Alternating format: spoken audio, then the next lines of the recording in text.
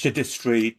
Let's see how long for you can sit straight and just perceive the moment. Just simply let yourself simply be, if you understand. Sit straight, perceive the moment, and let yourself simply be. Let us see how far you can go. You can take certain measures during your day as you have started. As you have started your journey in the path of truth and wisdom, as you have started your journey to find out the ultimate truth, as you are very, what the word I'm looking for in English, as you are very enthusiastic, if I pronounced it correct, as you are very enthusiastic in your quest to find the ultimate truth. You see, when you have found the ultimate truth, then naturally you have transcended a lot of things. Naturally you have transcended a lot of phenomena that have been occurring in your mind. Now, some of these phenomena you can attach no matter what label, or you can attach no matter what word with these phenomena, but truth of the matter is just a phenomena. You yourself is the biggest mystery, or you yourself can be the biggest mystery in the entire universe. You know, because you know who you are, you know that you are, which is the most important thing, and then you go further and you try to explore by yourself only that what you are. And then you find yourself in a field which is beyond the concepts of right and wrong, if you understand. It means this field exists beyond the traits and the standards of morality. It means this is the field of synchronicity, where you see the numeric numbers and signs in nature. It means this is the field of innovation, where the mind is quiet and the mind is silent. You know what silent is? You like to be silent for some time with me during this communion, during our communion to with the sacred. You like to be super silent. Shh. This is silent. So during this communion with Brahman, you touch yourself during the day a few times. Am I making the progress? That's the whole point, isn't it? That's the whole point of doing, taking all these measures, taking all these spiritual practices. And in the beginning, it starts like I'm taking care of my well-being, if you understand. But as you progress, as you progress, as you progress on this path, on the path of truth and wisdom, that well-being transforms basically in the quest that I need to know more. I need to know, KNOW. I need to explore more. Remember, I have mentioned in numerous retreats. So in the beginning, it starts like from your well-being. And then as you make progress, you just keep going. As I have mentioned in numerous retreats, it's a limitless possibility. So when you become super silent with me, or in the communion with Brahman, you experience a field. This field is like an addiction to a human. Once the human taps on it, if you understand, is the field beyond the concepts of right and wrong. As Rumi said very clearly, is the field where the ideas are coming from, because the mind, because the mind is silent, or the mind is super silent. When the mind is silent, there is no fear, or there is very less fear, because the job of the mind is to create abstract reality, and it's something which does not require any energy. It just requires focus, which is coming from us. You get the picture. So it's the field where the innovative ideas are coming from, because mind is totally silent.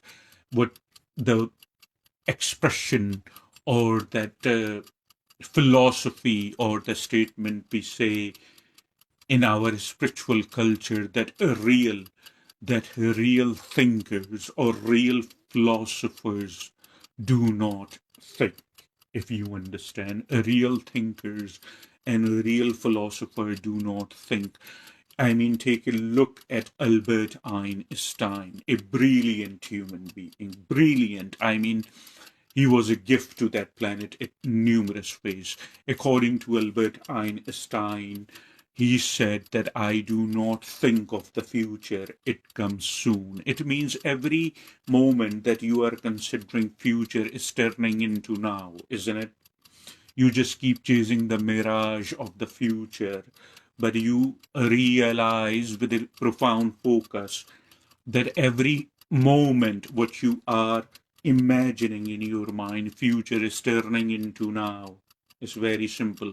You have not experienced. So when, not to be too bend or deviate, so when you tap on that field, E is equal to MC square, if you understand, it's a brilliant idea. E is equal to MC square occurs in your mind, because this field is not interrupted by the mind of humanity. The nastiness of the mind of humanity, it's a sad thing the way I am saying it.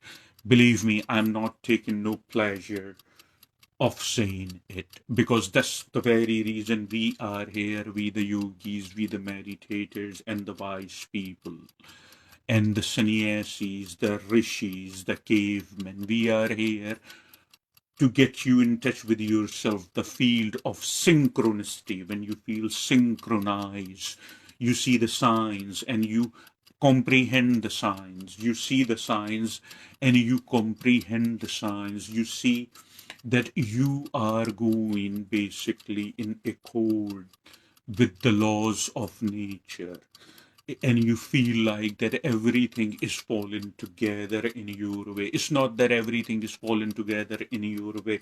Remember, I always remind you, there is no spatial in the eyes of sacred or divinity. Sacred does not discriminate. Hence, nature is not, you are not spatial. It's just that you have learned to walk in accord where the laws of the natures are pulling you. You understand? And you understand that your body is life oriented. So do not try to abuse your body, but nurture it. You are more than your body, but through the body you would accumulate or dissolve karma. Is very simple. I'm giving you pure wisdom, so hopefully your focus remains intact. In this field, even if you started in this field, even if you started getting little glimpses of wisdom, if you understand, in this field, you would practically be high on wisdom, and then it would prompt you more to go further and further. That's what happened to me. I'm a live example and hope for you. But you are depressed and my heart goes out to you. But but you are anxious about things. My heart goes out to you. You worry too much. You think too much. Do you think it's worth it? Either way, whether you feel anxious or you are depressed or you fear of unknown, you run in yourself that what will happen, fear of unknown. Humans have learned and been conditioned and domesticated to carry the fear of unknown, become unknown, because once you become unknown, there is no such thing as unknown. You understand? Once you become unknown, because unknown seems like something outside of yourself, but the way I look at it, you are unknown. You see, you may think Yaz has probably lost his mind. It doesn't matter. I do not concern what you think of me. This carnation or Jivan is a very small happening on the immensity. Even if you lived 150 years, and I wish you all the health and long life, you see, even if you lived 150 years, this what you are experiencing right now is very brief to concern myself with fear or your opinions or the racing of the mind. Okay, mind, carry on, do what you gotta do. I have nothing to do with you.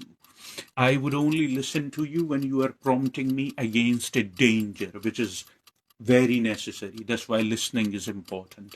But when somebody's talking to you, they are talking, but you have no patience to listen. You see, you are jumping into the conclusions. Your imagination is playing a very significant role. You have no patience to listen. But if you learn to listen, a good and brilliant idea may come from somebody else. You understand? Because you do not know if their mind is quieter or more silent, huh? More silent. You do not know if their mind is more quieter or more silent than you. You do not know that. Maybe their mind is more silent than you. Maybe there is some person not carrying the name of Albert Einstein, but the mind is very quiet. His mind was very quiet. You know that? That's why he was genius. The people who are very innovative, the people who tap on wisdom and speak, they usually experience wisdom firsthand, and they turn into scientists, they turn into inventors. As I said, is the field of innovation. That's the field. These are the points I'm making today, so you can test yourself as you're making the progress on the path of Kriya meditation and to find the truth and wisdom. As you become very concerned with your well-being, because it's solely your own responsibility, if you understand. And I am giving you the tools basically while I bring clarity in your perception. Remember, I have mentioned when I speak, I am in a state of meditation or even a profound state of meditation. So whatever is there, it just naturally, not automatically, seems like a very abstract word to me sometimes, you know. It seems like there's not even, it's not giving you the satisfaction, you know. Just a joke. It's naturally, because I have become I have become basically a fan of nature. I am going accord, so I prefer to use the word naturally. So it's basically naturally your mind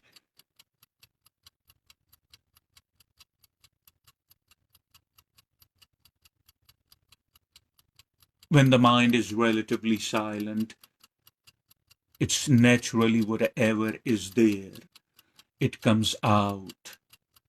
And why the mind is relatively silent? Because you are in a state of meditation. You are missing the point. You see, you are in a state of meditation. Remind yourself. And mind is relatively quiet. Mind has a capability to argue with itself.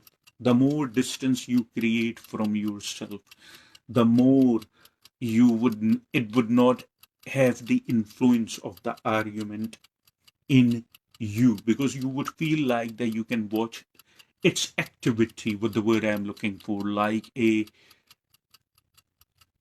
voyeur, or more reasonable, or more comprehensive word would be like a spectator. You are watching its movement. You are watching the movement of thought. These are all the measures that you can test yourself and also learn to appreciate how moments are very significant. Because once you profoundly realize that how significant moments are, you learn to appreciate every moment. Anyway, so first look, so you can see the movement of the thought within the mind as a spectator, the one who observe as an observer. It's very delicate. You are just observing the movement of the thought. You see, once you are observing the movement of the thought, once you are observing when a thought is occurring and why, it means you are beyond the mind. Now you are not trapped into the mind. That's what I'm saying to you.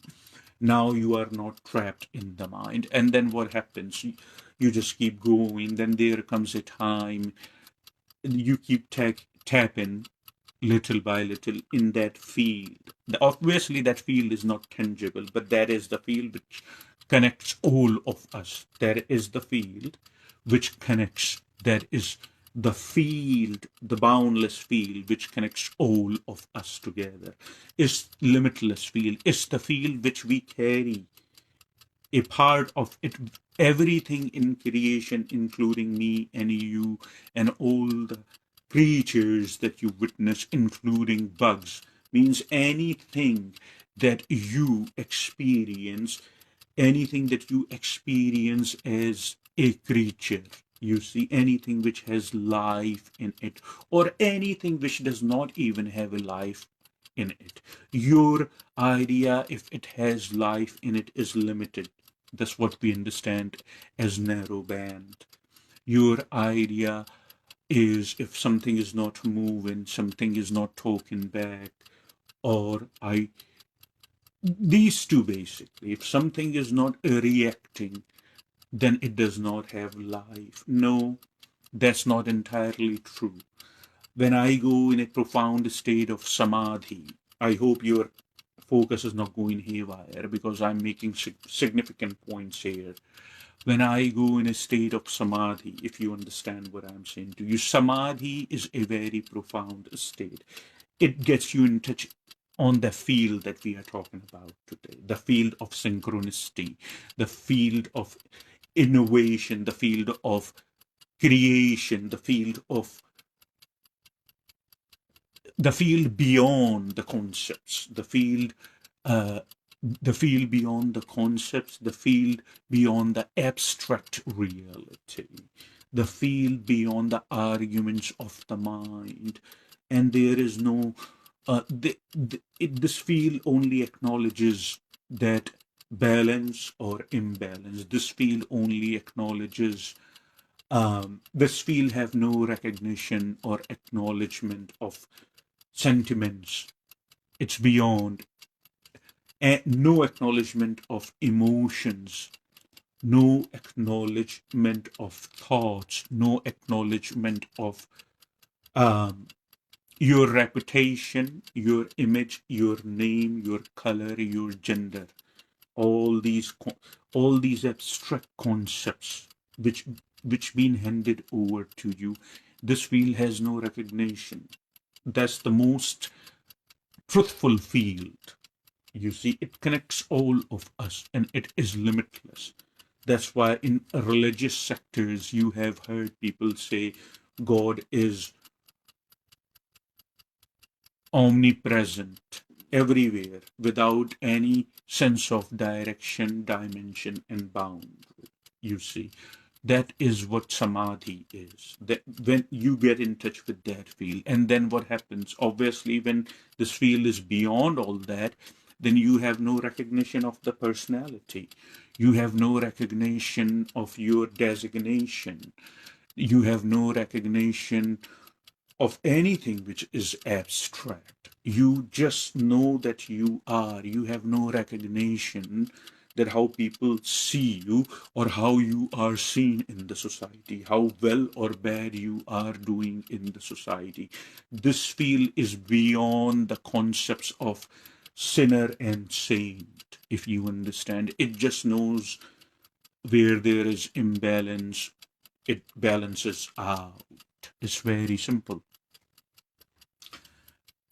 In samadhi, you experience that. All that you experience, but you cannot verbalize it. You can just only experience it. It's a very potent state of meditation, and you encompass a lot of power. Every time you go in samadhi, your power goes higher and higher and higher up. Every time when you go, every time when you go in samadhi, you gain. Every time when you go the state of samadhi, the profound meditation, you gain extreme shakti from Brahman. That's all I'm saying in very easy words. Extreme power from Brahman. Now, this power is not there to destroy, God forbid me, 1,000 times somebody's life, or to show off that how mature I am, or stuff like that. This power is there for no reason, or this power is there to create, this power is there to bring clarity in other people's life. You understand? So that kind of power, and this power also is very potent against the demons and the devil, because now you have taken full charge of the mind. You have shut the door, because mind is the gateway to for demons and devil to penetrate fear in you, to bring duality in you. Because remember, we only mentioned that yesterday and that retreat before, or before, in quite few times. We just remember, we have mentioned to you that this is how they penetrate, and they can see the movement of your thought. If your thought is inclined to attract the vibration of fear, they would say, okay, this person is fertile now. The ground of this person in this moment in time is fertile. Penetrate fear. You see, that's how it works.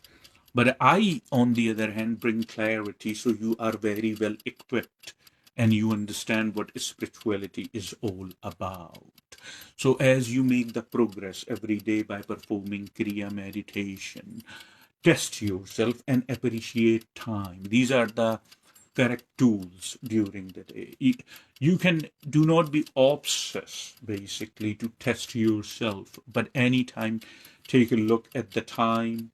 Okay, I do not know what time it is right now. Let's say hypothetically it's 5 o'clock here in south of United States. 5 o'clock or 5:05. I mean, I am basically an optimistic person. I am an optimist. I look at hope and bright side of things. I'm optimistic. I was not always like that, but I worked on myself really hard, and I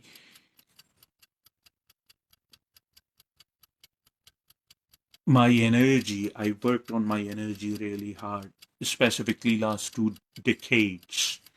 So I am here now. So I am an optimistic person, and I am saying the time may be 5:05. Remember, we talked about synchronicity in that field. And October 13th, if I'm not mistaken, the date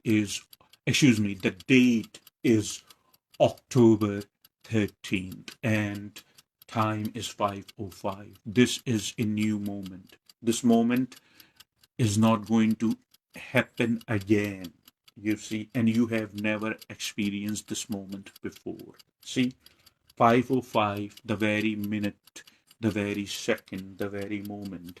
You have not experienced this moment before on October 13th, and you would not experience this moment again on October 13th, 5:05, the moment and the second, if you understand what I'm saying to you. So I appreciate every moment. Every moment is unique. Every moment which you have experienced is becoming what you understand as past or history, means you cannot retrieve that back. So appreciate that life is still running through you, you know. You only with that only only with that appreciation, if you understand, you can gain a lot of strength within. because after a period of time, you realize every moment you would start looking, that's what I'm saying, you would start looking at life not a series of events. You would start looking at life not that it's coming from somewhere and it is going from somewhere. You see, if that was the case, then we would be able to step into the past, not thinking about, but literally step into the same moment. But that's not the case. You see, it's not coming from anywhere, it's not going anywhere. In your entire life, all you have experienced is present. You see, so it's just about time that you learn to start living in the present as well. Then you stop mind, which always is racing ahead of you. You see, in this moment in time, we would say, please mind my words, in this moment in time, we would say that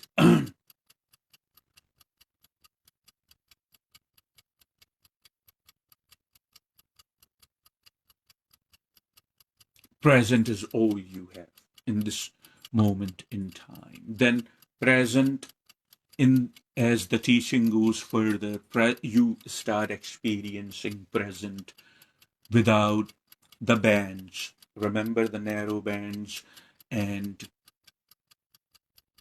the broadband, as you progress.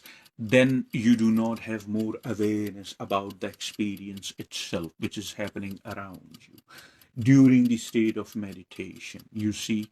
And then after some period of time, or this stage happens way after a certain level of devotion. So I don't want you to be too off track, so appreciate time, appreciate present moment. That's one of the things.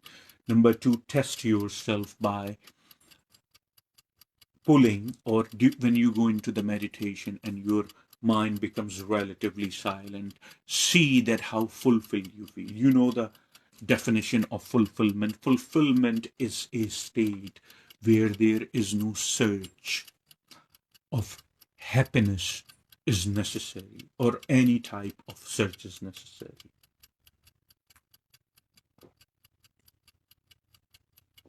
That is the moment where you have instilled yourself in present. If you understand, fulfilled is the stage where nothing satisfy you, because you feel all satisfied from within. It's not that, oh my god, I'm depressed, or any number of things. Nothing is satisfying me. I'm not mocking you, whoever this may be, to whom it is concerned.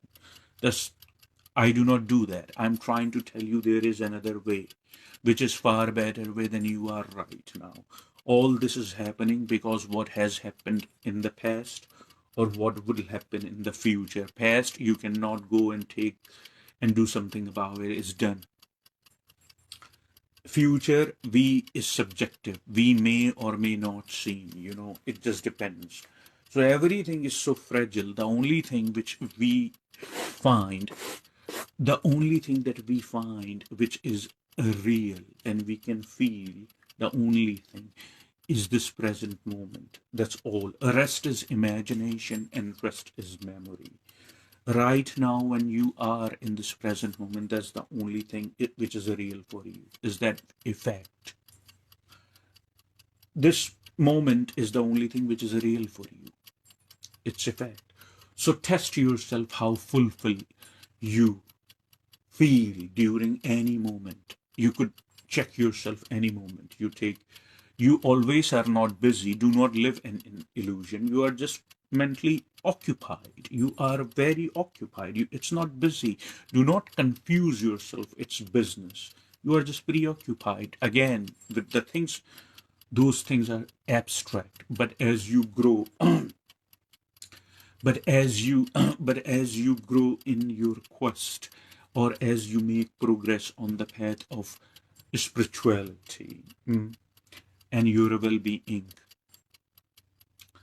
you realize, as you grow and you make progress, you realize that this moment is the only reality there is. So appreciate the moment during the day, basically. During the day, test yourself that how you feel, how contented you feel. You see, that's also another correct word to express that.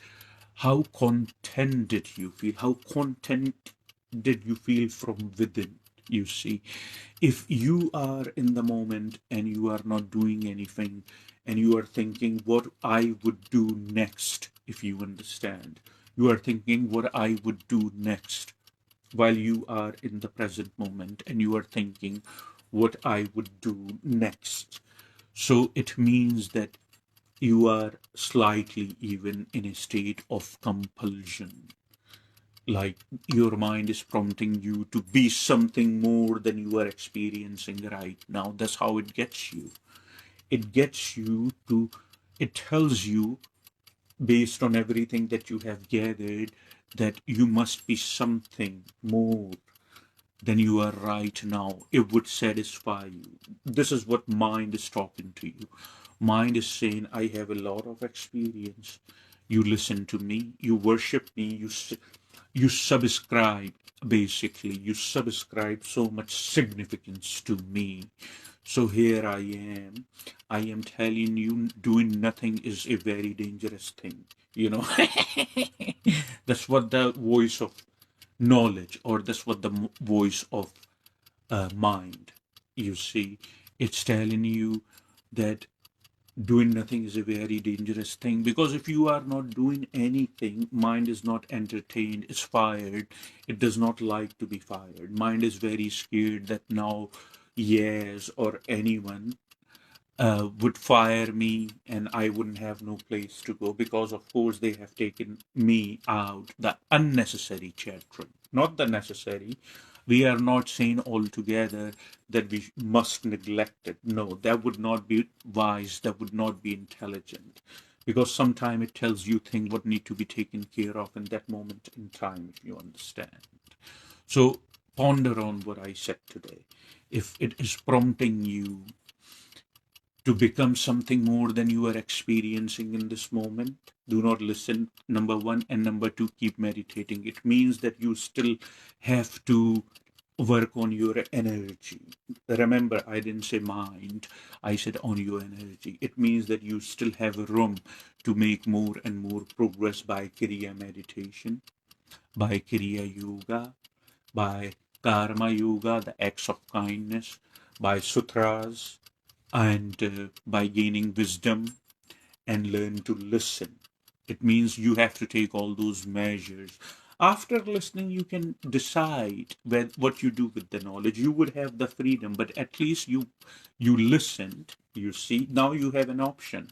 If you do not listen, cut the person off in the middle, you may lose a brilliant idea. Maybe a person is making you aware of the truth that you never knew. You see, that's why you feel that any time when I'm delivering you the truth and wisdom, that's why you feel from within, we gotta listen to this being, you see, because his mind is rather quiet. Remember, I gave you the example of Albert Einstein, or and an average fella, that you do not know how a person is relatively silent from within. The more person silent is, the more wiser the person is. You do not attain, or you do not obtain wisdom from outside.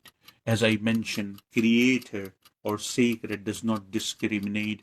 Discrimination is a very sickness. It's a very sick disease which was given birth, I don't know when, but which was given birth to in the human mind by the humans.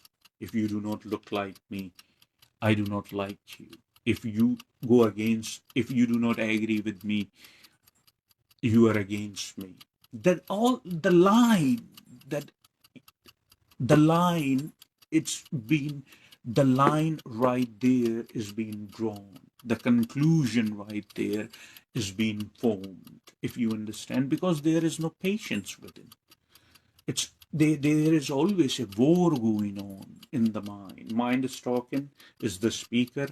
Next moment is the listener. You would only see that when you have created distance between you and this culprit, you understand? Otherwise, you would say, I am the mind, you see?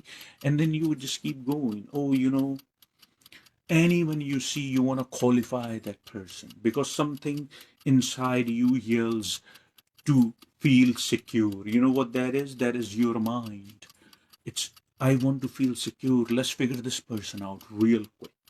So we can see this person through that perspective. But you do not see the person as the person is happening. You are seeing as you are happening. It's not, it has nothing to do with the person. And then you become agitated and you make assumptions. And after that, you basically make more assumptions to the affirmation that the assumptions you have made are true. And you see that how quickly everything is piling up, and all this garbage and all this dialogue which is going on, never stopping in your mind, is taking all the life energy from you. That's why you are worn out.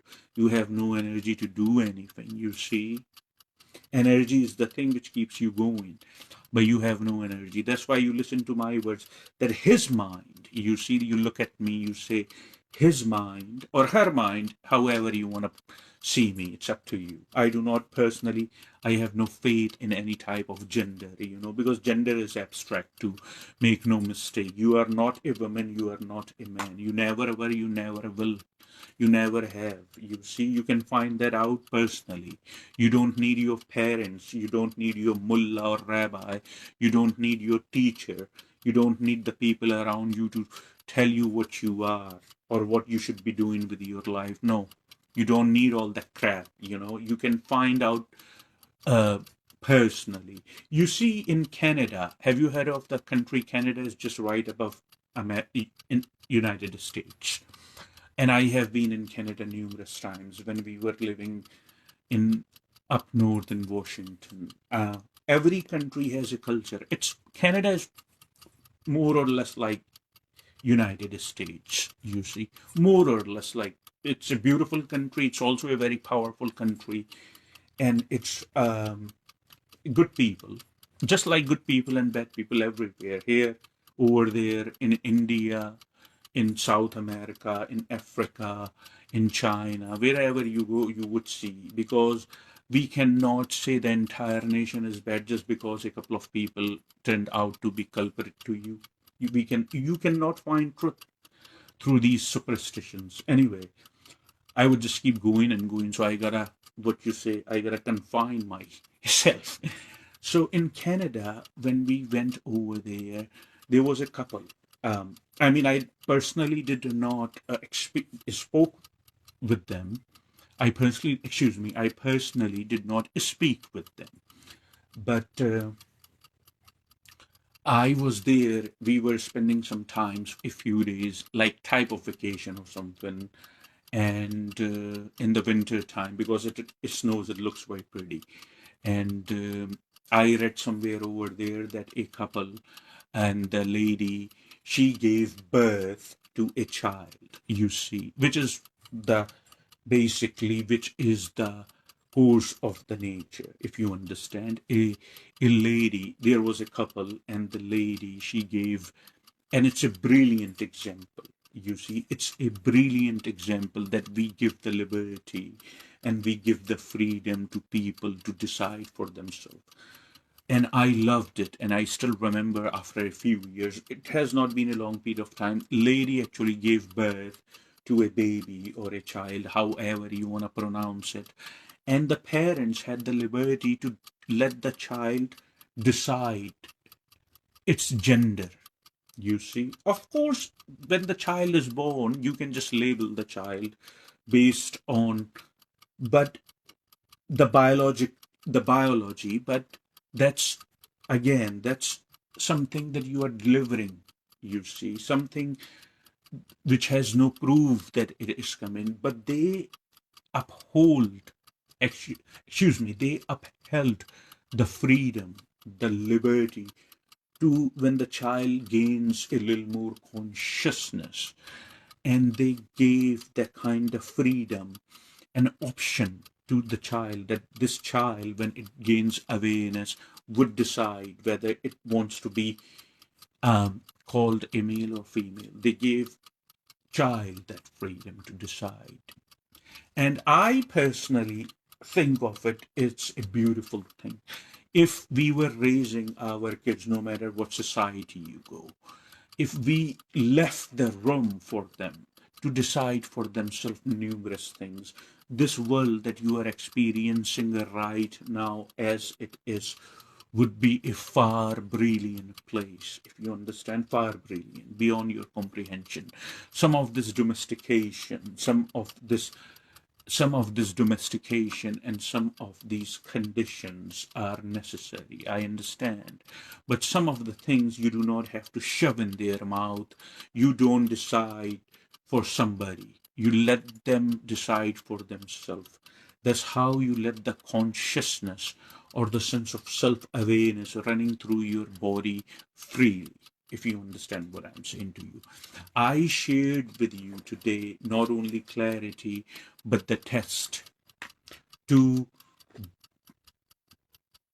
to test yourself during the day. And when you are testing, then look at time consciously.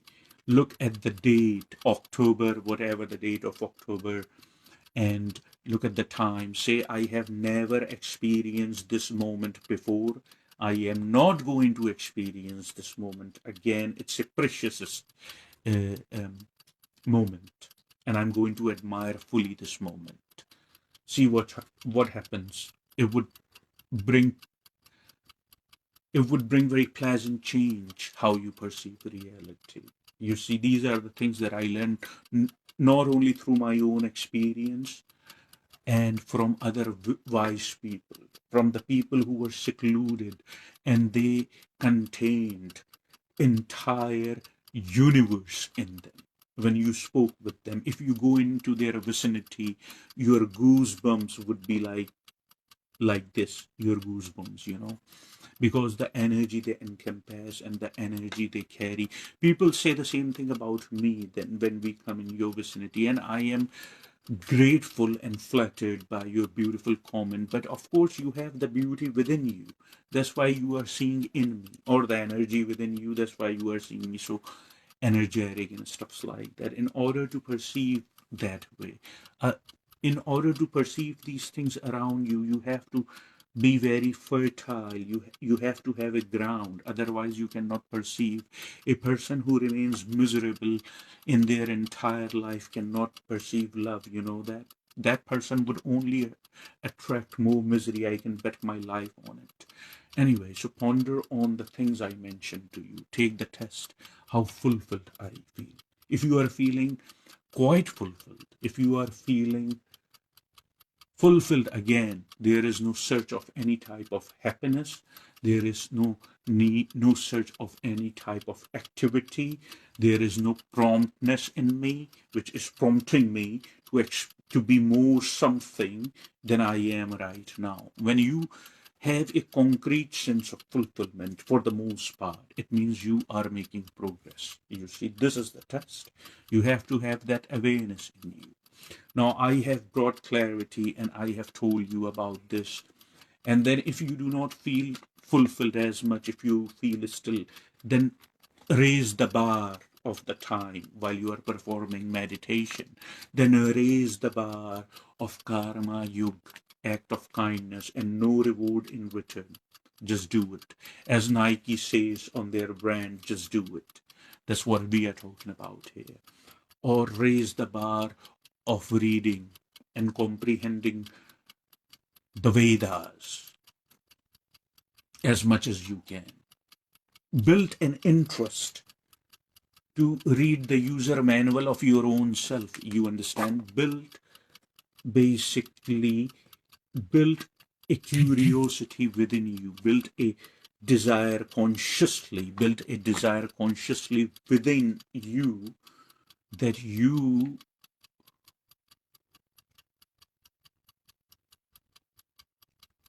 would love now to read the user manual of yourself. You have acquired all the knowledge in the entire universe of everything, if you understand. Using the abstract concepts, words, ideas, you can say this is water, and you can even tell me the formula H2O, and you can tell me the you can tell me the formula that this is H2O, and you can tell me even the configuration, that's the right word. You can even tell me the configuration of the molecules and the atoms or whatever. And then through that water, you can build more concepts, and you can pile a huge mountain or cliff even of the concepts. But truth of the matter is, in the end of the day, you do not know what it is. The sooner you accept you do not know, the freer you are to know, the more you would know, because you do not know. And accept that, you see. Don't be, no, I know, this and that. You do not know nothing. You do not know anything. You are a totally ignorant person. Accept that within you, as I did, as Socrates did, as Aristotle did, basically, that in the end, when he was about to give the poison that he had to drink, it's either one of them. I think it was Socrates, you see. And somebody, went over there and said that what is the gist of your wisdom? And he said that I knew nothing. You see, he admitted to himself at some point in his life that he had lived that he does not know anything to its entirety, if you understand. And that's what I am saying. We were, here in south of United States, we went, me, my daughter, and my spouse, we went to zoo, and I was standing over there. And I mean, I can understand if there are two children or kids playing around or having an argument about an animal. These were two grown ups, you see, and I do remember it very vividly. I think it was even last October. So it has been an entire year, you see. And these two grown ups, actually, I told them, these two grown-ups, basically, one was saying it's a pony, other was saying no, it looks like a horse, and stuff like that. And they were exchanging dialogues and stuff between them. Each one of them was holding their ground, and I looked at both of them and I said, why don't you go ahead and ask the animal if it is a pony or a horse? And they were just baffled on my statement. I said, go ahead, ask the animal, are you a pony or a horse? And one of them said, we are not going to get any answer. And I said, I said, exactly. That's why I said what I said. I said exactly. That's why I said what I said. You are not going to get any answer because it does not know whether it's a pony or a horse. You understand? That's what my point is. If it does not know, if the phenomena itself does not know whether it's a pony or a horse, why are you wasting your time? And the other person said, who are you? I told them about my YouTube channel that I do, and I bring clarity in your perception. So you wouldn't carry the garbage in you. You carry so much useless information and knowledge in you. That's why you feel so tired in no time, if you understand. So anyway, ponder on what I said to you. Ponder on the wisdom that I gave you and the clarity and the test.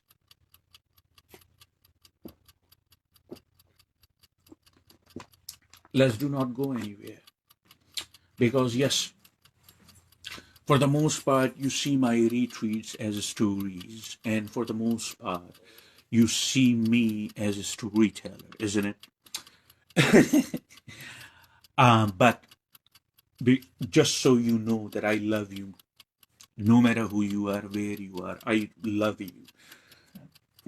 So I tell you the significance, I tell you the importance of practical within you, if you understand. I'll be right back. Oh, Shiva, mere ko sakti de. We are going to meditate, me and you together, okay? Do not go anywhere. There is no shield, and you step basically in the battleground with a sword. And then you remember you are basically vulnerable because you are missing the point. You are on the battleground. So what happens basically? You are taking care of one culprit with the sword, and you don't have a shield.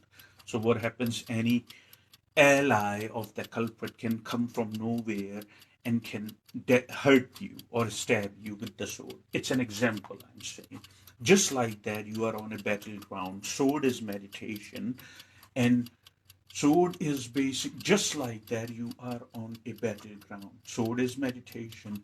Taking the right measures, test yourself during the day and make progress, and do Kriya meditation is you and taking the right measures and everything along with the sword is the shield, and you need both. you know it's as simple as I can make it for you, if you understand. But even then, if you got confused about something, if you have questions, if you misheard something, or any type of concerns, it's your job to write me and clarify that. I'll be right back.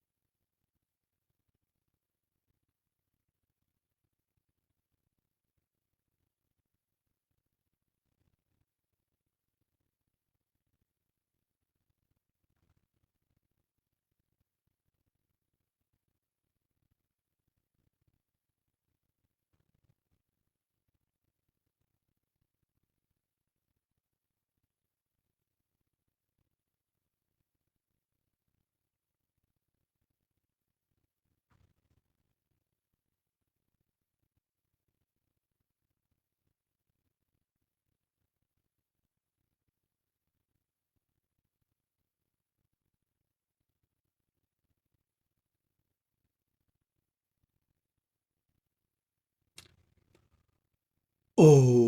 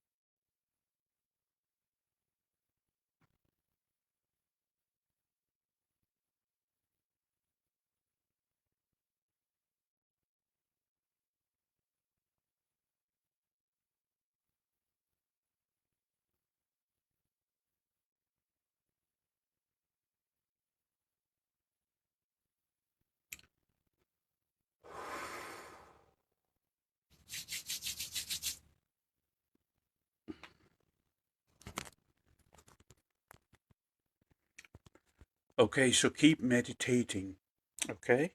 And remember always, I remind you, remember that keep meditating and keep taking the right measures. And I love you. I always have, I always will.